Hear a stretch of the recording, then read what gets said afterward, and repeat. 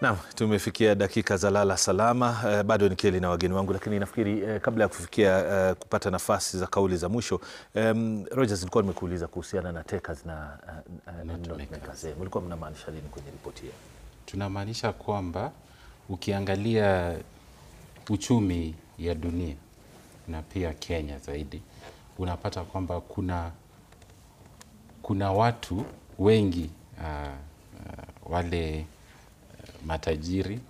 matajiri wachache ambao hawa ndio wamekuwa makers, hawa ndio wako na influence, hawa ndio wanalipia hawa presidential candidates pesa zao za kampeni, kisha hawa ndio wanachukua hizo contracts kubwa, kisha hawa pia ndio unapata ndio wana influence process ya policy yoyote nchini. Tukisema for instance, sisemi kitu hapa, tuseme kama ni housing, utapata nchi mingi Afrika, duniani kote, utapata hizo policies zinaundwa kwa minajili ya kufaidi hao wachache. Alafu Wakenya wanabaki kuwa takers, wanakuwa takers of policies, wanakuwa takers of the leadership. Wale leadership tunapewa kwa sababu ya hawa mabwenyenye. Wanakuja, wanadecide, wanachukua candidate A na candidate B, alafu wanapresentia nyinyi wa Kenya, mnaambiwa choices ni between those two people, those two camps, na hao wote ni wamekuwa made by hao mabwenyenye. Na tunasema kwamba hii ni kitu ambayo tumeona duniani kote na inazidi kukua janga hapa nchini Kenya. Ndio maana tunasema kwamba Wakenya wanafaa kukua makers, not takers of laws, of opportunities. Tunataka kuunda Kenya ambayo iko na usawa. Asante. Nafikiri dakika sio nyingi sana, pengine nianze kupata kauli zenu za mwisho kuhusiana, tuna suluhisho itapatikana wapi na kipi kifanyike? Manake swala hili la pengo kati ya matajiri ama wale ambao wanatumia fursa zao kupata utajiri mkubwa kwa pengine njia ambazo si halali na wale ambao ni maskini, ni swala ambalo litaendelea kuongezeka, haswa ikiwa hali ya uchumi itasalia kuwa kama ilivyo kwa sasa. Ken. Nimrod, nimesikiza mwenyekiti wa EACC akizungumza pale. Shida ile tunakuwa naye kwa nchi ni kwamba kuna wengi wazuri sana ambao they don't want to soil their hands. Hawataki, lakini ni watu ambao wanaweza tusaidia sana kupigana na mambo haya yote ambayo sisi kwa mara nyingi ni tunabaki katika ile meza ya kucomplain. Unajua, unaweza kuta mimi na complain lakini sina uwezo ambayo niko nayo kuweza kuleta suluhisho, lakini ninaweza toa yale ambayo naweza sema pengine hii nikisema italeta suluhu, lakini pengine mahali nimekaa haina ile uwezo mkubwa kabisa. Wale ambao wako katika nafasi za kuleta suluhu, nafasi za uongozi ambazo zinaleta suluhu, wasiendelee kukimia, wanafaa kuzungumza na kuzungumza zaidi. Manake ukiangalia nafasi ambazo tungekuwa tunapata kwa leo, lakini hizo nafasi hapo nyuma zilikuwa ni nafasi lazima uende kwa ofisi fulani, ujue mtu pale ndio nafasi yako iweze kuwekewa, kutengewa nafasi yako. Kwa sasa hii pengine direction tunaenda mambo ya kudigitize karibu services zote. Nakumbuka kuna wakati ulikuwa ukienda hata kutafuta pengine one of the requirements itajika kwetu sisi kama driving license, ilikuwa ni lazima ujue mtu, process inazungushwa, lakini kwa sasa hii pengine kwa kupitia kwa simu yako unaweza tu ukafanya hiyo na uende tu moja kwa moja na uchukue pale. Sasa hiyo direction tunaenda. Wale ambao wamesomea mambo ya digitization, wale ambao wamesomea hizi vitu, watusaidie kufungua macho ya Wakenya wengi, kwa sababu opportunity ni nzuri kama inaweza kukufikia, lakini kama ni opportunity ambayo inasemekana everyone for himself then God for us all, Wakenya watawahi fikia hizi nafasi lini? Hiyo ndio mahali changamoto nadhani sisi tuko naye. Na ukiangalia serikali iko na nafasi kubwa sana ya kuweza kutusaidia sisi kuweza kujisaidia sisi wenyewe katika sekta zetu. Kama ni sekta hii yetu ya bodaboda, serikali ina hiyo uwezo mkubwa ya kuweza kutusaidia. Kama sasa hivi wakati walituambia sisi tuweze kuform this cooperative ama SACCOs, ile uwezo ambayo wanaifanya iweze kuja chini ya kifedha, sisi kuweza kuaccess very affordable loans ya kujijenga pale, itakuwa muhimu sana, ikiwa sio tu kusema lakini iweze kufanywa kama sasa ikuwe ni kitu iko very easy vile wanavyosema na very easy to access. tupate hizo pesa, tufanye ile biashara tunaweza tukafanya, tujikimu kimaisha. Mambo ya affordable education na mambo ya farming for instance, hiyo line pia serikali iweze kuweka kiwango kikubwa sana na iweze kukua very much practical pale kwa ground, kwa sababu mimi naangalia saa hizi vile watu wengi wana complain juu ya tukifunga shule. Juzi tulifunga mapema kwa sababu walimu wengi, ukiangalia many of the principals, sisi wazazi tulikuwa tunapigiwa, wanaambiwa tutafunga kwa sababu hatuna pesa, serikali haijaleta pesa hapa.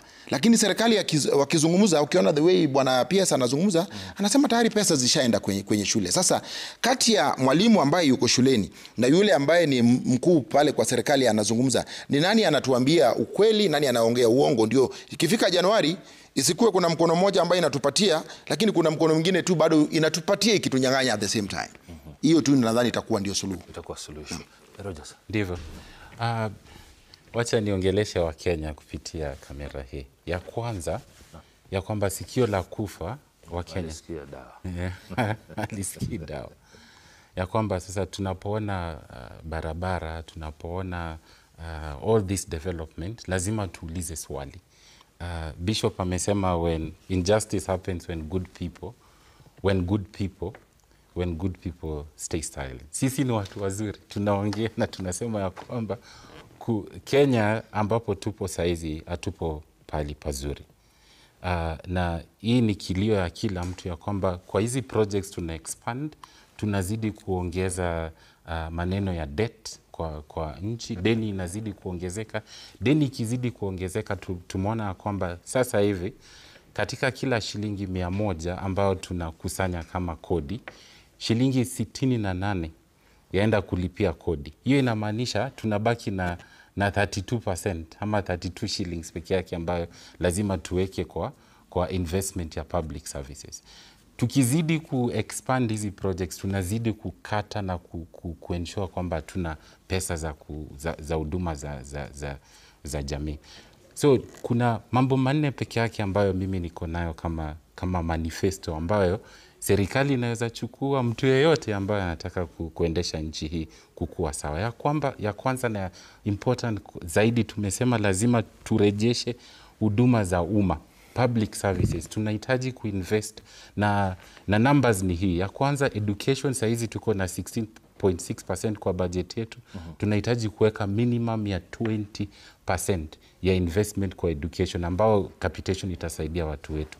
Ya pili, kwa maneno ya afya, tumesema kwamba SHIF lazima isimame kutegemea contribution. Tuongeze investment from the tax budget. Tuongeze from 6% iende hadi 15%. Tukikuwa na 15%, tutahakikisha kwamba tuko na universal health coverage in the next 10 years. Ya pili, na kitu ya maana sana, kwanza maneno ya safety net, tumesema Inua Jamii ina cover only 9% ya Kenya. Tunahitaji kuendesha hiyo. Jambo la pili na important kabisa ni kwamba tusanye kodi kwa usawa. Kwa sasa Mkenya yoyote ambao analipa ushuru, kuna kitu inaitwa VAT. VAT ni indirect taxes. VAT ni tax ambayo inawekwa kwa kila gharama ya kila kitu. Kinunua maziwa, mkate, unalipa VAT. Hiyo VAT kwa sasa ina contribute 54% ya tax yote revenue tunapata nchini. Hiyo ni mbaya kwa sababu kama hiyo ndio kubwa, inamaanisha VAT ikikuwa increased, yenye tumeona in the last 3 years imekuwa increased by 12%, ni kwamba ina cause more inequality to the people, because watu wa kawaida wenye walikuwa na hiyo shilingi 130 inafaa sasa uongeze pesa kufanya hivyo.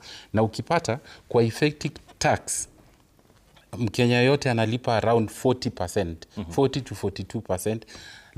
Lakini hao wa mabwenyenye hatujekuwa na tax system yenye iko na usawa, yenye inahakikisha even hao 125 ama wa mabwenyenye wote $11,000 millionaires Kenya, hawa wanalipa effective tax ya 12% peke yake. So ni njia gani tuweze kusawazisha hiyo, tulipe kwa usawa? Ya tatu na ya mwisho kwa kumalizia ni kwamba turekebishe soko la ajira.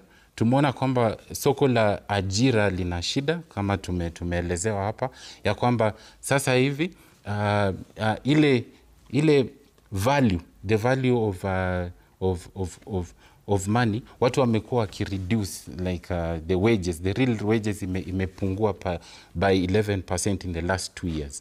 So tunahitajika kuangalia ya mwisho na muhimu sana ni mzigo wa deni ambao tumeongelea. Mzigo wa deni la taifa inapaswa sana sisi kuangalia kama Wakenya, kwa sababu ili deni inazidi, na tukiangalia hiyo deni inaenda kwa nani, tumefanya analysis yetu, tunaona kwamba inaenda kwa mabwenyenye. Asante sana. Mimi kwa kumalizia naomba serikali iangazie sana, sababu mwenzangu hapa ameongelea jinsi ambavyo hata wale watoto yatima wanaenda kuongezeka katika nchi yetu. Wanaongezeka sababu gharama ya maisha imeenda juu. Unapata wazazi wengi wamepatwa na depression sababu ya maisha vile inawaremea, wanajimaliza, wanaacha wale watoto. Kwa hivyo hiyo upande wa serikali, watoto wanazidi kuongezeka sana, na tunaomba serikali iangalie hiyo upande sana.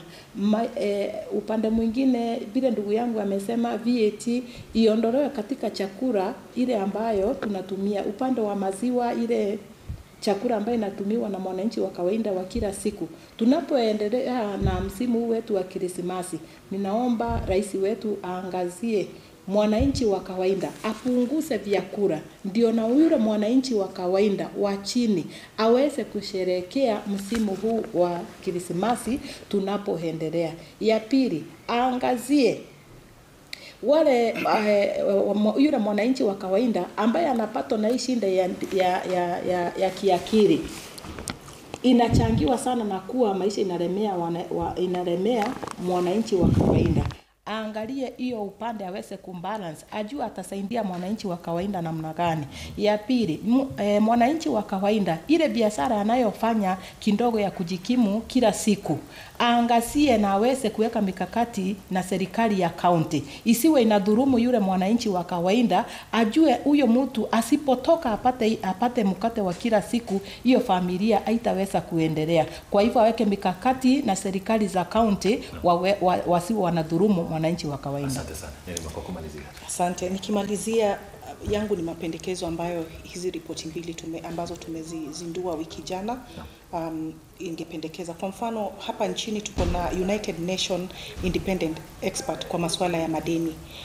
Tunapendekeza katika hizi ripoti zetu kwa haraka aweze kufanya ile special inquiry kwa ule msimamo wetu kama Kenya kwa masuala ya madeni, na anapofanya hivi aweze kuangazia ile impact katika haki za kibinadamu na apate kupatiana suluhisho kwa serikali ya Kenya ipate kutekeleza ili hili swala lipate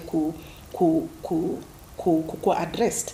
Pia tunapendekeza ya kwamba kukuwe na ile creation ya Fiscal Justice and Rights Observatory Wing katika tume ya kitaifa ya haki za kibinadamu ama pale National Treasury, ambapo kila wakati wanaweza kukuwa wana track zile economic and fiscal policies, jinsi ambavyo zinaathiri economic and social rights. Na kwa mfano tunajua kuna kuangana ile state of address na by the president. Wakati huo pia yeye anapotuambia the state of the nation aweze kutuambia the state of economic and social rights, kwa sababu hiyo ndio jukumu kubwa ambayo amepewa na wananchi wa kawaida. Nikimalizia, kuna cash transfers and those social protection programs, pesa ziweze kuongezwa ili dignity ya mwananchi ipate ku addressed.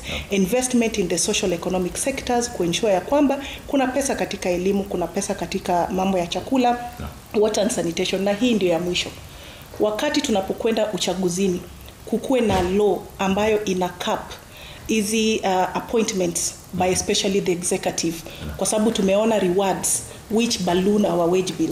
Na kama itafanyika ikuwe katika public participation, ndio tuweze kulimit our wage bill, kwa sababu tumenotice after every election our wage bill inaenda juu, kwa sababu serikali ambayo inakuja ili kujinufaisha na watu wake. Asante sana. Rogers Kidia kutoka Oxfam Kenya, dada yetu Roda Kinya kutoka sekta ya jua kali, Anet Nerima ambaye ni meneja wa mipango na programu kutoka KHRC, na vile vile Ken Onyango, mwenyekiti wa chama cha bodaboda hapa Nairobi. Nasema asante kwa kusaidia katika mazungumzo haya, mtazamaji pia kwa kutazama, na wengine waliochangia kwa kukutana pamoja na maripota wetu maeneo tofauti. Taarifa zetu za saa 7 mchana ni hivi punde. Usiondoke hapo.